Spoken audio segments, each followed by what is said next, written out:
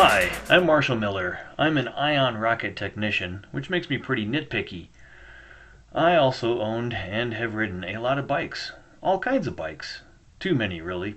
This is my rather picky review on the Harley Davidson Livewire electric prototype. During the talk through at the beginning of the ride, the leader said that the Livewire was like no other bike we had ridden due to its lack of a clutch or gear shifting. I held back my laughter, considering that the Honda DCT bikes are exactly that way, no gear shifting required. What I wasn't prepared for was the engine braking of the Livewire. More on that later. Let's launch this bike already.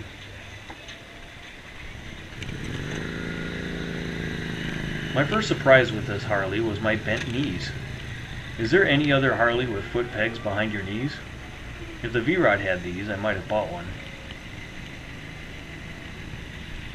Oh, he's right. The brakes are just for just show. For the light. Yeah. I've ridden it before, so yeah.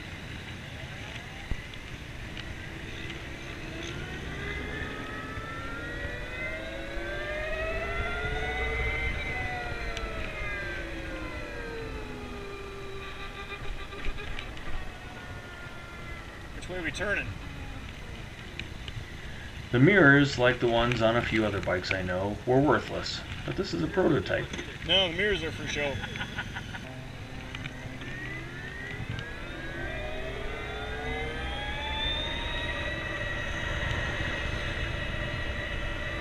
My second surprise with the Harley Livewire was the engine braking. As soon as you release the throttle, the bike is slowing you to a stop. I'm guessing this is due to the charging generator. What really makes this bike different from anything else is that there is simply no coasting. Brakes are completely optional. At least the brake pads will last forever. Right? This Harley Livewire is a rocket when you give it the throttle. Anyone who says that a bike with no clutch lever isn't a bike should take up the argument with the old-timers who say that a bike with more than 3 gears isn't a bike. Try it.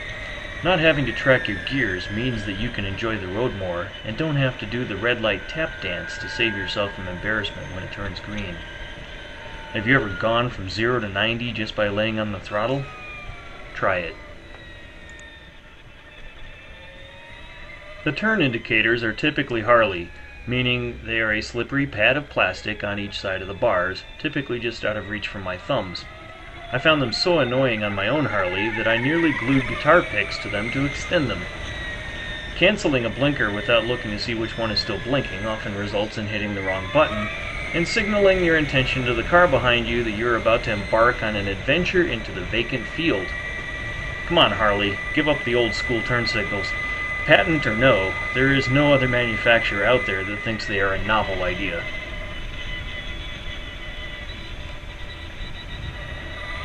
The sound of the Livewire was really cool by anyone's standards, especially the people who looked up as we rode by. It makes me wonder what causes that sound. Are there square-toothed cogs in there somewhere? I suspect so, because during the ride there was some extra unexpected grinding noise and vibration from it when coming out of a turn or laying into the throttle. Listen for it in this video.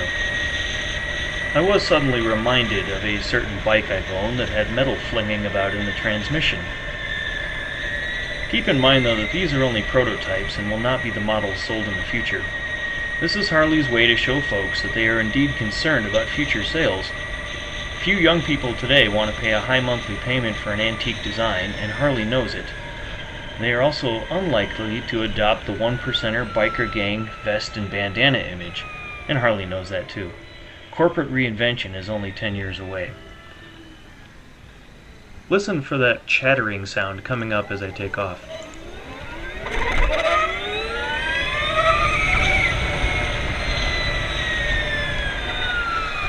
Now the suspension was superior to anything I've ridden from Harley, although the light weight of the bike contributes to that feel. The Livewire turns better and fits me better than any Street 500 or 750. Going over this lumpy crosswalk and then later on some railroad tracks was actually quite smooth.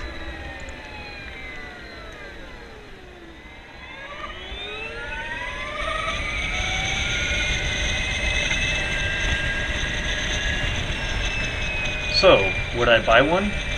I might if it were under $10,000, because the range is limiting. However, the electric bike from Polaris is around $20,000, so I really doubt the badge from the motor company will adorn a sub-$10,000 bike. I just don't think that the limited range of an electric bike is for me, and I'm pretty happy with what I've got. The Honda DCT bikes, like my NM4, are all under 12K. They take off almost as fast as a Livewire, and they get 60 plus miles per gallon without the uber-aggressive engine braking of the Livewire. However, there is that jet engine whine of the Livewire, and for those wanting to reduce their carbon footprint, the Livewire is a solution that Harley may someday offer.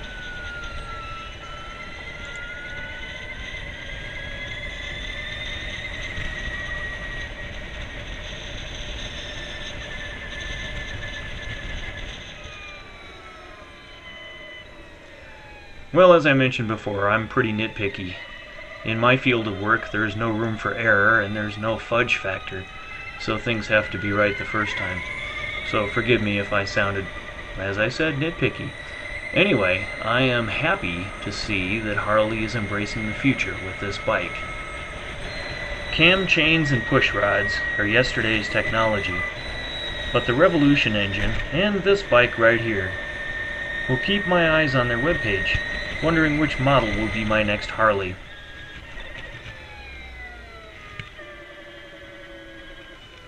Thanks for watching.